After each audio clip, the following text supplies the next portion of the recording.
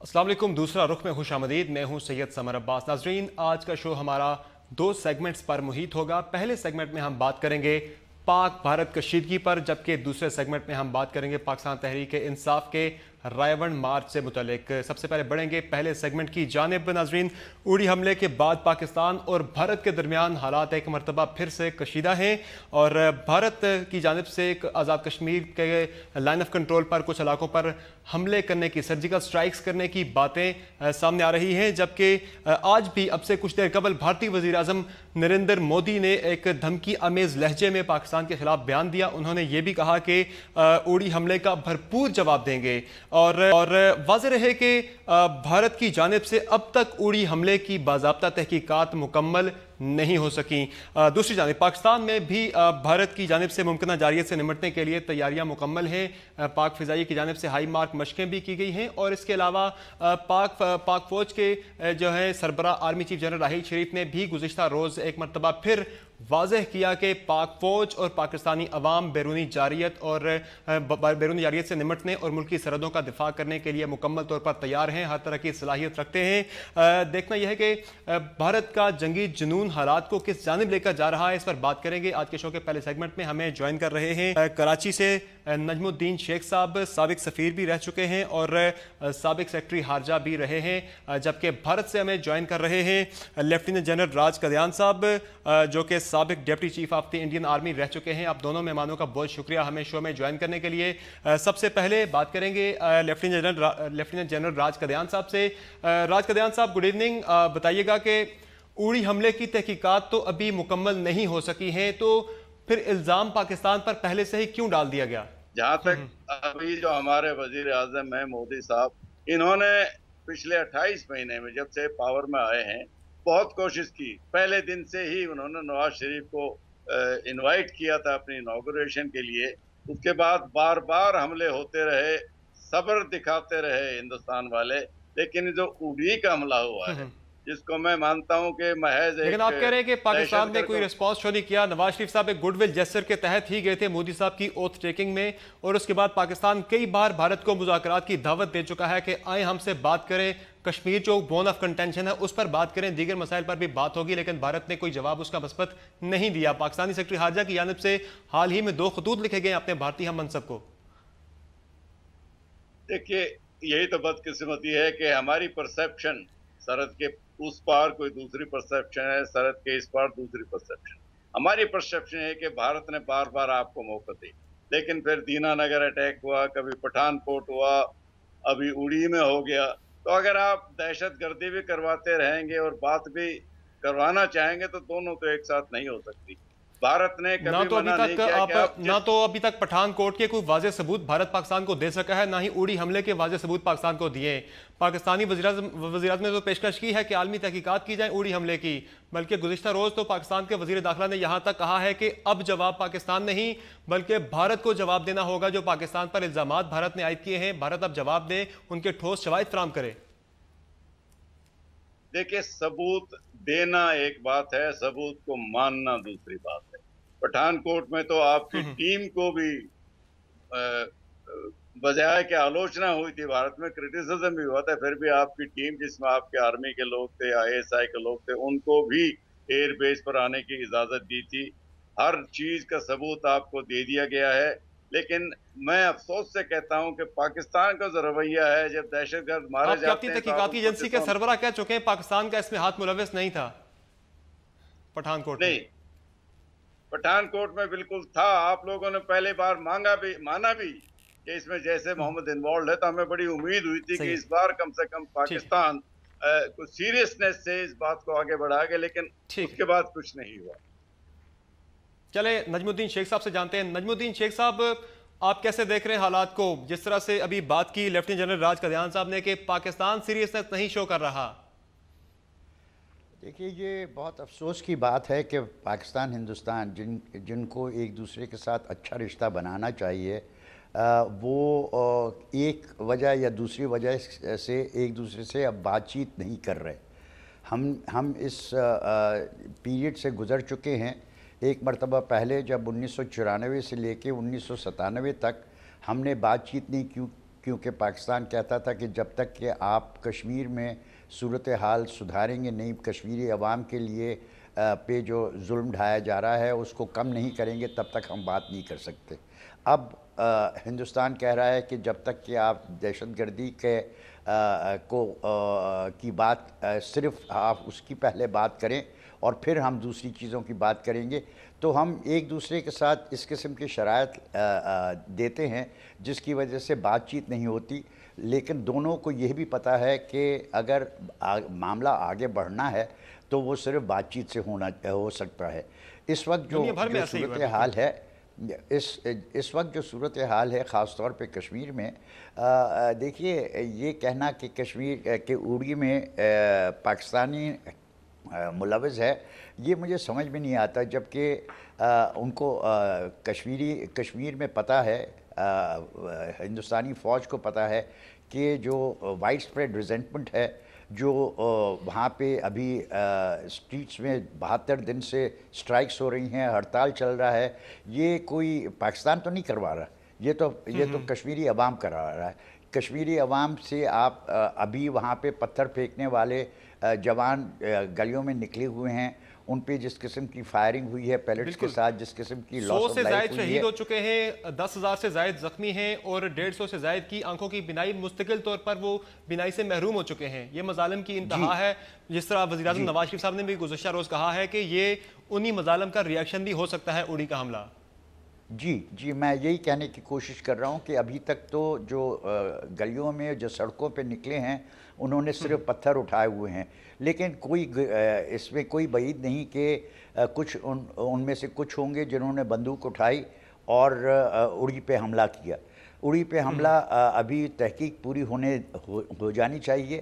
تحقیق جب پوری ہوگی اور وہ اگر عالمی تحقیق ہو جس کے لیے ہندوستان کو کہا بھی گیا ہے، ہم سے نہیں کہا گیا ہے، اور لوگوں نے کہا ہے کہ اس کی آپ عالمی ایک تحقیق کروائیں، تو پھر پتہ چلے گا، کیونکہ بہت ساری چیزیں جو کہی گئی ہیں ہندوستان میں وہ کچھ کہی جاتی ہے پھر کانٹرڈکٹ ہوتی ہے۔ ڈی جی ایم او ایک چیز کہتے ہیں، نیشنل انٹیلیجنس ایجنسی اور چیز کہتی ہے، اور اب کل میں نے رپورٹ دیکھی کہ اب ڈی این اے ابھی نکالی ہے، جبکہ لوگوں کو پہلے جو حملہ آور تھے ان کو پہلے تو دفن کر دیا گیا تھا، اور اب ان کی ڈی این اے لی جا رہی ہے۔ یہ سب چیزیں یہ بات بھی بڑی امپورٹنٹ ہے۔ یہ راج قادیان صاحب سے بھی پوچھتے ہیں۔ راج قادیان صاحب، کیا وجہ ہے ممبئی حملے کے جو حملہ آور تھے ان کی لاشیں 1 سال تک جو ہیں وہ کولڈ سٹوریج میں رہیں، پٹھان کوٹ کے حملہ آوروں کی لاشیں تقریباً 3 ماہ تک کولڈ سٹوریج میں رہیں، جبکہ اڑی حملے کے جو ہے حملہ آور تھے انہیں فوراً ہی دفن کر دیا گیا؟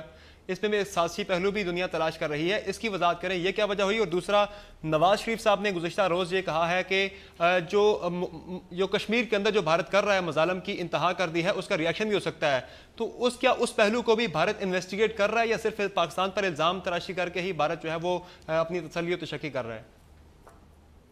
دیکھیے، لاشوں کو کتنے دن رکھا جاتا ہے وہ اس بات پر منحصر ہے کہ ثبوت پورے مل گئے ہیں کہ نہیں۔ اگر ثبوت آپ کو 2 دن میں مل جاتے ہیں تو 2 دن کے بعد لاشوں کو رکھنے کی ضرورت نہیں ہے۔ دوسرا، نظم الدین شیخ صاحب نے جو کہا ہے، کاش وہ سچ ہوتا۔ وہ کہتے ہیں یہ تو کشمیری آپس میں کر رہے ہیں، اندرونی معاملہ ہے۔ میں کہتا ہوں بھارت ایک بڑا دیش ہے، ایسے مسئلے ہمارے اتر پورو میں بھی ہوئے تھے، نارتھ ایسٹ میں ہوئے تھے، ہم نے ان کو بڑے سنیم سے سلجھایا تھا، ہم کشمیر کو بھی سلجھا لیتے۔ لیکن جو انہوں نے کہا ہے وہ جو نواز شریف صاحب نے کہا ہے وہ بالکل اس کے مختلف ہے۔ ایک ایسے مانے ہوئے ٹیررسٹ لیڈر برہان وانی، جو کہ ایریا کمانڈر تھے ایک ایسی آرگنائزیشن کے جس کو یونائٹڈ نیشنز نے ٹیرر آرگنائزیشن کہا ہوا ہے، اگر وہ ان کی تعریف کرتے ہیں اور پھر یہ کہیں گے تو کشمیریوں کا اندرونی معاملہ ہے، وہ میں نہیں سمجھتا دونوں باتیں میچ کرتی ہیں۔ ان کا یہ کہنے سے 2 باتیں صاف ہیں۔ پہلی بات یہ کہ آپ لوگوں کے ذہن میں کچھ ٹیررسٹ ایسے ہیں جو اچھے ٹیررسٹ ہیں، جیسے برہان وانی تھا۔ دوسری بات، اس پہ صاف پتہ لگتا ہے کہ آپ لوگوں کا ہاتھ ہے برہان وانی کو اکسانے میں، اور اس کے اور ساتھی جو ویلی میں جو آج کل گڑبڑ چل رہی ہے اس کو اکسانے۔ برہان وانی کو مقبوضہ کشمیر کے حالات نے ہی اکسایا، اور یہاں پر ہمیں ایک بریک لینی ہے۔ راج قادیان صاحب، ایک بریک لینی ہے، بریک سے واپس ہم آ کے اس ڈیبیٹ کو جاری رکھیں گے، اور ہم یہ بھی بات کریں گے کہ آج نریندر مودی صاحب نے جو بیان دیا ہے کہ بھارت بھرپور جواب دے گا، किस तरह का जवाब भारत तैयार कर रहा है, बात करेंगे इस पर ब्रेक के बाद।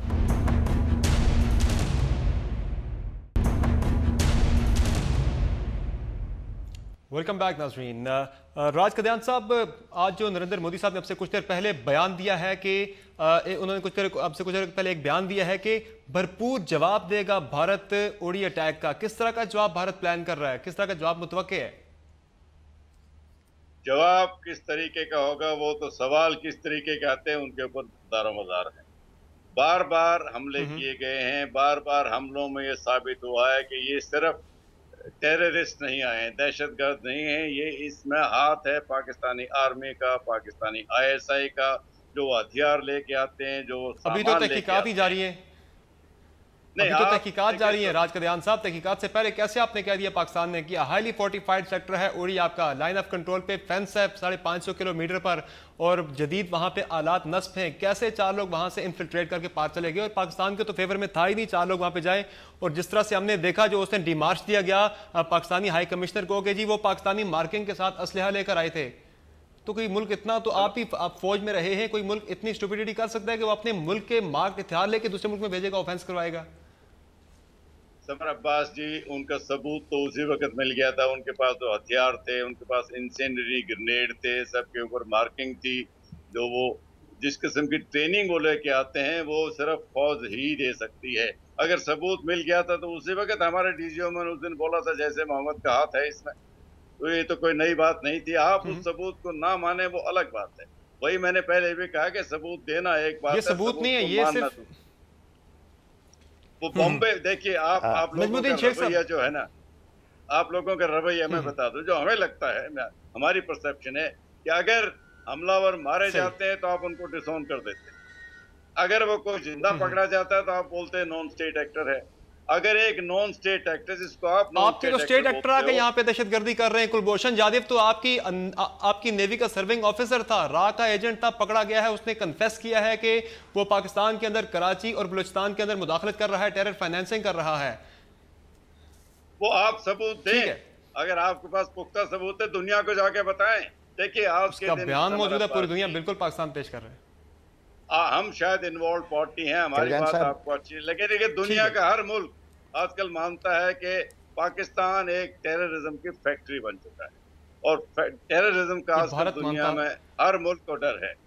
तो ये हम कहें ना कहें। नजमुद्दीन शेख साहब इस पे कुछ रिस्पॉन्ड करना चाह रहे हैं।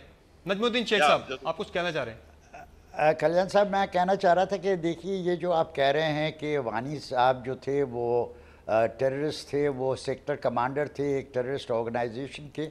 आपके यहाँ कश्मीर में जो एहतजाज इस मरतबा हुआ है, जिसकी वजह से 76 दिन से हड़ताल हुआ है, वो वानी साहब थे।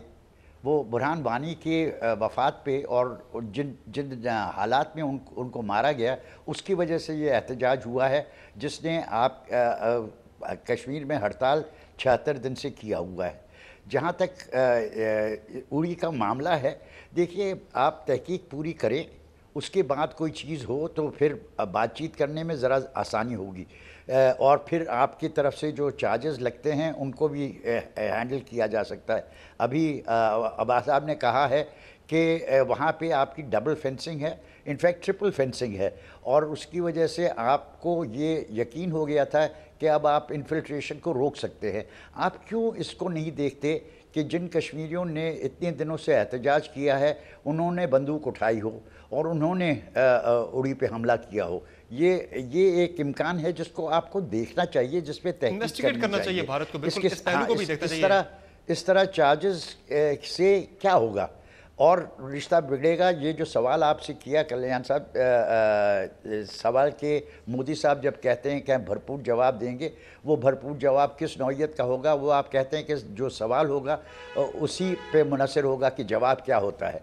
देखिए जवाब और सवाल की एक पहलू वाज़ेह है कि अगर पाकिस्तान इसमें मुलविज़ होता तो पाकिस्तान ने जो इस वक्त अक़वाम मुत्तहिदा में कोशिश करनी थी कि कश्मीर में जो जुल्म ढाया जा रहा है उस पर इंटरनेशनल कम्युनिटी कुछ करे, उसका तो उड़ी की वजह से असर ठेस फेस हो गया। दो चीज़ें, اس کی وجہ سے دو چیزیں بالکل دو بڑی چیزیں عام ہیں کہ ایک تو اقوام متحدہ نے فیکٹ فائنڈنگ مشن بھیجنے کی آفر کی کشمیر کے اندر، پاکستان نے کہا آئیں آپ بھیجیں فیکٹ فائنڈنگ مشن، ہم ویلکم کریں گے، بھارت نے انکار کر دیا، اس کا بھی کیا چھپانا چاہتا ہے بھارت؟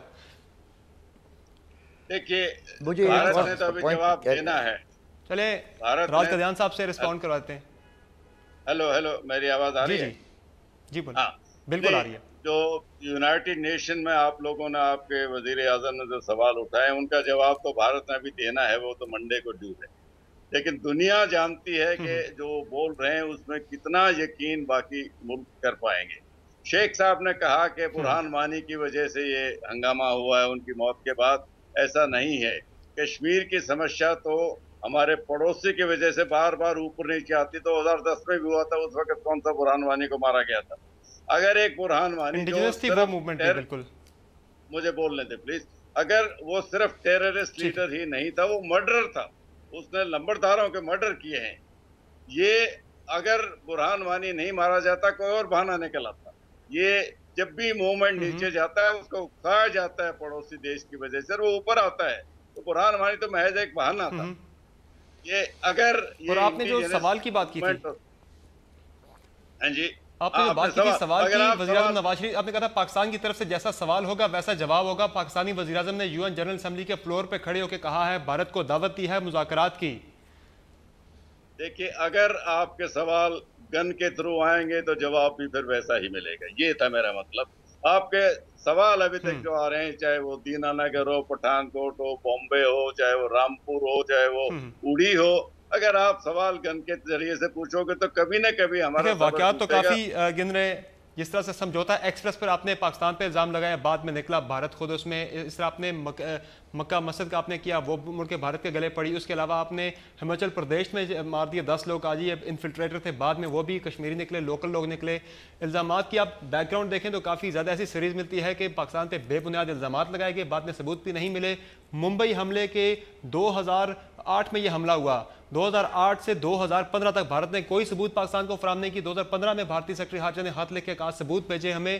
ایک سال بعد 2016 ستمبر میں جا کے بھارتی سیکرٹری خارجہ کا جواب آتا ہے کہ ٹھیک ہے جی ہم آپ کو ثبوت دیں گے. یہ حالت ہے. سمر عباس صاحب میں ایک آپ کو چھوٹی کہاوت بتا دوں. 2 آدمیوں نے شراب پی کے شرط لگائی. ایک بولتا بکری کی 4 ٹانگیں ہوتی ہیں، دوسرا بولتا نہیں 3 ہوتی ہیں. جب شرط لگنے والی تھی تیسرے آدمی نے آ کے کہا کہ 3 والے کو بھائی تو 3 کی شرط مت لگا، ہارے گا کیونکہ بکری کی 4 ٹانگ ہوتی ہیں. بولتا ہاروں گا جب میں مانوں گا. اگر آپ کا رویہ ہی وہ چلے فیکٹ فائنڈنگ مشن آپ وہاں پہ قبول کر لیں. بھارت کے مقبوضہ کشمیر کے اندر دودھ کا دودھ پانی کا پانی واضح ہو جائے گا، بالکل سامنے آ جائے گا. بہت شکریہ آپ کا راج قادیان صاحب ہمیں جوائن کرنے کے لیے بھارت سے، اور نجم الدین شیخ صاحب آپ کا بہت شکریہ ہمیں جوائن کرنے کے لیے آج کے شو میں. ناظرین یہاں لیں گے ایک بریک سے واپس آ کر ہم بات کریں گے پاکستان تحریک انصاف کے رائیونڈ مارچ سے متعلق.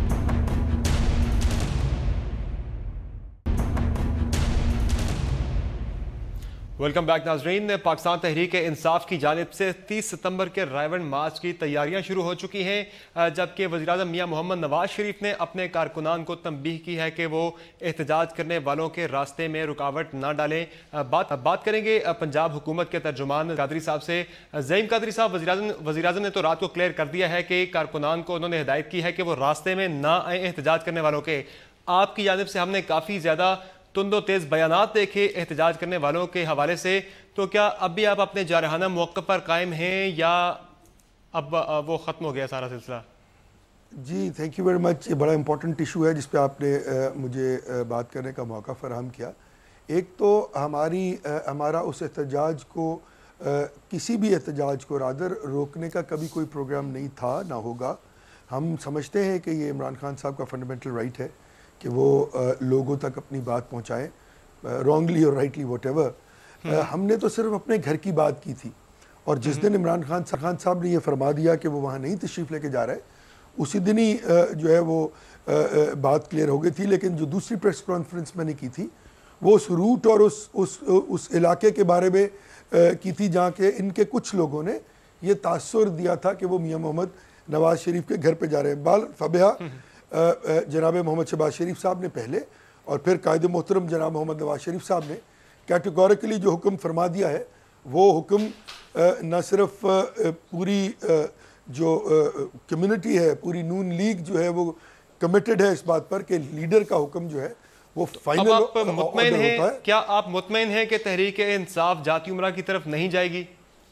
ہاں جی، دیکھیں انہوں نے اس کے لیے انہوں نے باقاعدہ جو ڈسٹرکٹ ایڈمنسٹریشن ہے ان کو لکھ کر دیا ہے کہ وہ اس طرح کی کوئی حرکت نہیں کریں گے، اور آن دا فیس آف اٹ ہم ان کی اس بات کا اعتبار کرتے ہیں اور امید کرتے ہیں کہ ان میں پولیٹیکل میچورٹی جو ہے وہ پرویل کرے گی اور وہ یہ کوشش نہیں کریں گے. میں یہ سمجھتا ہوں کہ کسی کے گھر جانا یا صرف اس لیے کسی جگہ کا تعین کر لینا کہ وہاں پر میاں محمد نواز شریف رہتے ہیں تو میرے خیال میں ڈیروگیٹری ہوا کرتا ہے. اس کو اس طرح ڈیل نہیں کیا جانا چاہیے تھا.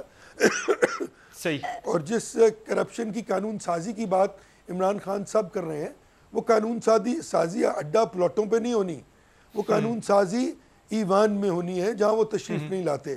2 بلز موجود ہیں. ایوان میں تو وزیر اعظم بھی نہیں آتے. یہی اعتراض ان کا پرائم منسٹر پر ہے کہ وہ بھی نہیں آتے.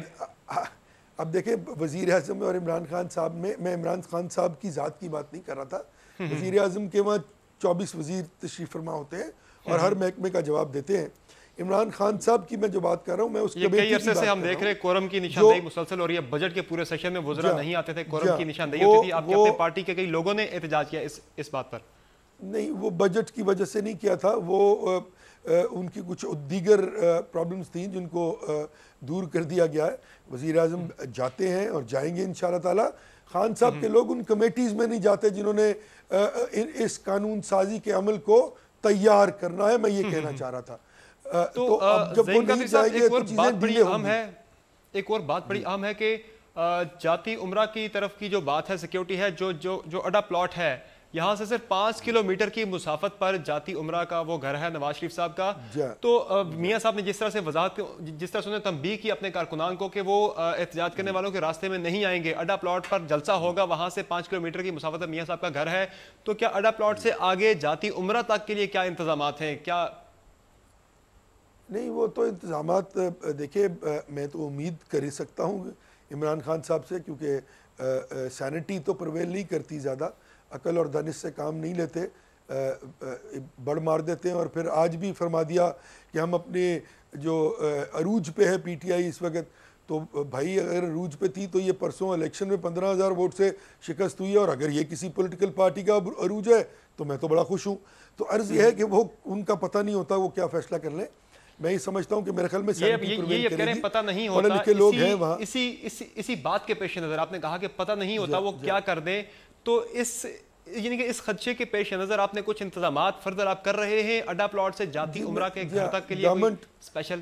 جی ہاں، گورنمنٹ کے ساتھ نیگوسیشنز ہو رہی ہیں. ڈسٹرکٹ ایڈمنسٹریشن آن بورڈ ہے ان کے ساتھ باقاعدہ روٹ ڈسکس ہوا ہے، پلان ہوا ہے، انہوں نے سائن کیا ہے، اور اس کے بعد سیکیورٹی دی جائے گی اور کارڈن آف کیا جائے گا اس جلسے کو، اور اس سے آگے جانے کی اجازت نہیں ہوگی. جی، اور انہوں نے خود لکھ کے یہ کمٹ کیا ہے کہ ہم اس سے آگے نہیں جائیں گے. اور یقیناً اگر جاتے ہیں جو اگر جاتے ہیں تو جاتی عمرہ گھر کی حفاظت کرے گی آپ کی جان باز فورس؟ نہیں، اب تو وہ حکم ہو گیا کہ ہم نے یہ کام نہیں کرنا. نواز شریف صاحب تو جلسے کی جگہ تک آپ نے انہیں نہیں روکنا نا؟ جی ہاں، وہی نا جی، اور وہ وہاں بھی نہیں جائیں گے. اور میاں محمد نواز شریف وزیر اعظم پاکستان ہے. اس ملک کی اسٹیبلشمنٹ کی، اس ملک کی ایجنسیز کی یہ ذمہ داری ہے کہ وہ ان کے اس جگہ کا، بلکہ ہر آدمی کے گھر کی حفاظت کریں، اور وہی اس کام پر مامور ہوں گے. کارکنان کو سختی سے اس تمام معاملے سے دور رہنے کا حکم دیا گیا ہے، اور تمام کارکنان مجھ سمیت میاں محمد نواز شریف کے حکم کے پابند ہیں. تو یہ بھی بتائیے گا زعیم قادری صاحب کہ آپ نے، رانا ثناء اللہ صاحب نے، عابد شیر علی صاحب نے بہت سخت بیانات دیے جب تک وزیر اعظم کا بیان نہیں آ گیا. کافی زیادہ سخت ہم نے بیانات سنے آپ کی طرف سے اس رائمنڈ مارچ کے خلاف. خدشات کیا تھے آپ کے؟ کیا خطرہ کیا تھا؟ تھریٹ کیا تھی؟ اس کی نوعیت کیا تھی؟ دیکھیں میں تو اپنی بات کر سکتا ہوں. میں نے جو پہلے دن پریس کانفرنس کی تھی اس میں کیٹیگوریکلی عرض کی تھی، دست بدستہ عرض کی تھی کہ خان صاحب آپ ہمارے گھر تشریف نہ لائیے، کیونکہ اگر آپ کسی کے گھر کے باہر جا کر، کیونکہ اوبیسلی ان کی عادت ہے مغلظات بہت بولتے ہیں، گالیاں دیتے ہیں لوگوں کو بھی، اداروں کو بھی، تو آپ آئیں گے تو سڈن پرووکیشن کا قانون اور فنڈامنٹل رائٹس کی پروٹیکشن کا قانون جو ہے وہ ان فیشن ان ووگ ہوگا. ہمارا یہ حق ہے کہ ہم اپنے گھر کی حفاظت کریں، اپنے بنیادی حقوق کی حفاظت کریں. ایک گھر جہاں ہماری ماں بہن بیٹی رہتی ہے اس کی حفاظت کریں، اور اس سے بات خراب ہو جائے گی یا مہربانی کر کے. جی خدشات کیا تھے آپ کے، تھریٹ کیا تھی جب آپ اتنے سخت بیانات دے رہے تھے؟ جی تھریٹ یہی تھی کہ وہ ہمارے گھر کے باہر آ کر ہمارے گھر کا راستہ روکیں گے جو ہمارے گھر کے ہمارا فنڈامنٹل رائٹ سیز کرنے کے مترادف ہے. ہم نے ان کو انتباہ کیا تھا کہ آپ ہمارے فنڈامنٹل رائٹس کو سیز مت کیجئے. میں یہی عرض کر رہا ہوں نا، ہمارے فنڈامنٹل رائٹس کو سیز مت کیجئے، ہمارے ایکسس کو مت روکیے. ہمارے گھر کے باہر جب آپ تشریف لائیں گے تو یہ ہمارا فنڈامنٹل رائٹ ہے کہ ہمارا رائٹ ٹو ایکسیس جو ہے اس کو آپ کٹیل یا کنٹرول نہ کریں، اور اگر آپ یہ کریں گے تو پھر ہمارا رائٹ ہے کہ ہم اس پہ ریٹیلیٹ کریں. ٹھیک ہے، بہت شکریہ زعیم قادری صاحب ہمیں شو میں کرنے کے لیے. ناظرین جانیں گے ایک بریک سے واپس آ کر بات کریں گے پاکستان تحریک انصاف کی قیادت سے.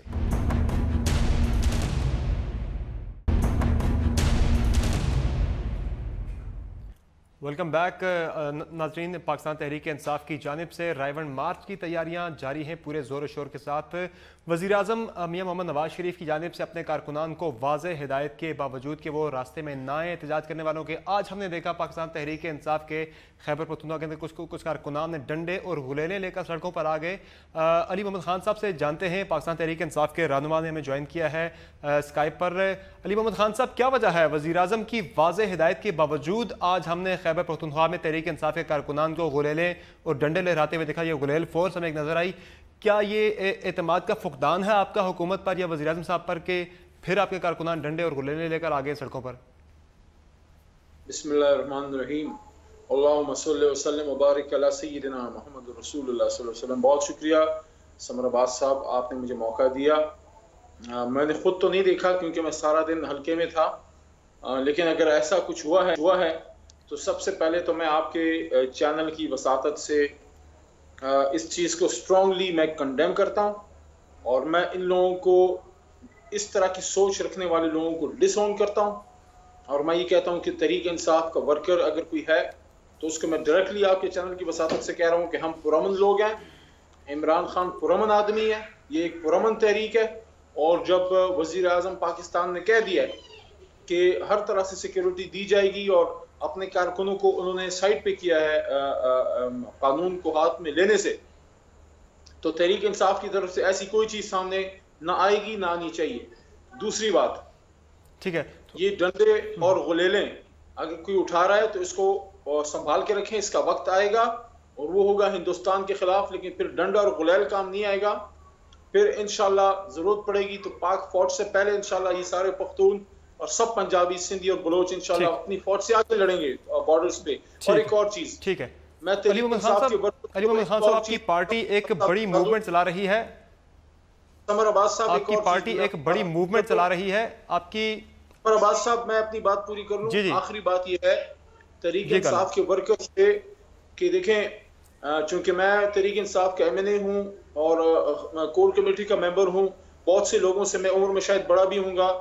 ان کو میں یہ عرض کرنا چاہتا ہوں کہ نواز شریف صاحب سے اور نون لیگ سے ہمارا نظریاتی اختلاف ہے وے آف گورننس پہ، کرپشن پہ ہمارے کچھ ہماری ریزرویشنز ہیں. لیکن نواز شریف اور نون لیگ کے لوگ اور کوئی بھی جماعت اگر ہے، ہم سب پاکستانی ہیں، ہم سب مسلمان ہیں، ہم دشمن نہیں ہیں. سیاست میں اختلاف رکھا جاتا ہے لیکن ایک طریقے سے. تو میں ان سب لڑکوں سے، نوجوانوں سے یہ کہنا چاہتا ہوں کہ ہم لوگ پرامن ہیں، ہم پرامن رہیں گے، اپنا احتجاج کر کے پرامن طریقے سے واپس آ جائیں گے. ذرا پوائنٹ پہ آ جاتے ہیں. آپ کی اتنی امپورٹنٹ تحریک ہے لیکن پارٹی آپ کی تقسیم کا شکار ہے. آپ کا لیبر ونگ، آپ کا ویمن ونگ، آپ کا یوتھ ونگ جو ہے وہ پارٹی سے اختلافات کر رہا ہے. آپ اپنی پارٹی کی پالیسی سے وہ ناراض ہیں. اس کے علاوہ سیف اللہ نیازی استعفیٰ دے چکے، عمران خان کے کزن بھی ہیں. آپ کے کچھ ایم این ایز ناراض ہیں، آپ کے کچھ ایم پی ایز ناراض ہیں. تو کیسے تحریک آپ کی آگے بڑھے گی؟ بہت امپورٹنٹ آپ نے سوال کیا ہے. جہاں تک سیف اللہ نیازی صاحب کی استعفے کا تعلق ہے، وہ چونکہ پارٹی کا اندرونی معاملہ ہے، اس پہ میں کامنٹ کرنا مناسب نہیں سمجھتا. ان کو حق ہے. سیف اللہ نیازی صاحب تحریک انصاف کے وہ ورکر ہیں جنہوں نے اپنا بچپن جوانی میں بدلا، اور اب میں ان کو دیکھتا ہوں کہ بالوں میں سفیدی آنا شروع ہو گئی ہے. ابھی تک تحریک انصاف کی وجہ سے انہوں نے شادی تک نہیں کی. تو ہمارے جو سیف اللہ نیازی ہیں وہ تحریک انصاف میں ریڑھ کی ہڈی کی حیثیت رکھتے ہیں. انہوں نے پارٹی سے استعفیٰ نہیں دیا، عہدہ چھوڑا ہے، اور یہ سیاست میں ہوتا ہے. میں سمجھتا ہوں ایک اچھا طریقہ ہے احتجاج کرنے کا، اور ایک زندہ جماعتوں میں ہوتا ہے، آپ استعفیٰ دیتے ہیں، احتجاج کرتے ہیں۔ جہاں تک یوتھ ونگ کا تعلق ہے، میں خود یہ سمجھتا ہوں کہ یوتھ ونگ کو ابھی ڈیزالو نہیں کرنا چاہیے تھا، ان کو کنٹینیو کرنا چاہیے تھا، خاص کر رائیونڈ مارچ سے پہلے۔ لیکن جو ہماری یوتھ ونگ کو میں سلام پیش کرتا ہوں کہ ان کے جو لیڈرز ہیں یوتھ ونگ کے نوجوانوں نے کہا ہے کہ ہم اپنی اختلافات کو فی الحال پس پشت رکھتے ہیں، ہم رائیونڈ مارچ میں عمران خان کے ساتھ ہیں، اور اس کے بعد جو ہے اپنا جو بھی ہماری ریزرویشن ہے۔ خان صاحب، یہ آپ کے کارکنان جو ہے آپ کے دھرنوں میں، آپ کے جو احتجاجی تحریک چل رہی ہے اس میں کارکنان کی شرکت میں کمی کیوں آ رہی ہے؟ کیا وجہ ہے؟ آپ کا کارکن کہیں بیزار تو نہیں ہو گیا روز روز کے احتجاج سے؟ دیکھیں، تحریک انصاف ایک سمندر ہے، سمندر میں مد و جزر آتا رہتا ہے، تو کبھی زیادہ ہوں گے کبھی کم ہوں گے۔ جب ہمارے لاکھوں آتے ہیں تب بھی ہمیں کسی نے سرٹیفکیٹ نہیں دیا، تھوڑے سے اگر کراچی میں کم بھی آگئے تو ہم نے کراچی میں 25 دسمبر بھی کیا ہے، لاہور میں ہم نے 30 اکتوبر بھی کیا ہے، آسمان نے وہ نظارے دیکھیں۔ لیکن اوورال پارٹی کی فالوئنگ میں کمی آئی ہے۔ دیکھیں، یہ کبھی ہوتا بھی ہے، کبھی زیادہ آتے ہیں کبھی کم۔ دیکھیں، پارٹی کی پاپولیرٹی کی بات کی جائے، میں سمجھتا ہوں کہ تحریک انصاف آج پاکستان کی واحد جماعت ہے جس کے پاس حقیقی معنوں میں اسٹریٹ پاور ہے، اور انشاءاللہ رائیونڈ مارچ اللہ تعالیٰ کے فضل سے اگر ادھر ہوا۔ لیکن جب الیکشن کی بات آتی ہے تو الیکشن پھر نون لیگ کیوں جیت جاتی ہے؟ ابھی چیچا ودنی کے 162 کا الیکشن ہوا ہے، پاکستان تحریک انصاف اپنی چھوڑی ہوئی سیٹ ہار گئی۔ میں سمجھتا ہوں الیکشن کے ڈائنامکس تھوڑے اور ہوتے ہیں، اور اس کی وجہ شاید بنیادی یہ بھی ہے کہ بائی الیکشن میں عموماً پنجاب میں گورنمنٹ میں جو جماعت ہوتی ہے وہی جیتتی ہے، اور دوسری بات یہ ہے کہ تحریک انصاف کا جو ووٹر ہے اور اس کا جو ووٹ ہے وہ تبدیلی کا ہے۔ لوگوں کو پتہ ہے کہ اگر ابھی وہ ووٹ کریں گے بھی تب بھی شہباز شریف صاحب بھی وزیر اعلیٰ ہوں گے، جناب میاں نواز شریف صاحب بھی وزیر اعظم ہوں گے۔ میں سمجھتا ہوں اصل ٹیسٹ تحریک انصاف کا 2018 ہوگا، جب تبدیلی کا حقیقی ووٹ دوبارہ باہر آئے گا۔ ٹھیک ہے، بالکل صحیح۔ بہت شکریہ علی محمد خان صاحب ہمیں شو میں جوائن کرنے کے لیے۔ ناظرین، آج کے شو میں اتنا ہی، اجازت دیجیے، اللہ حافظ۔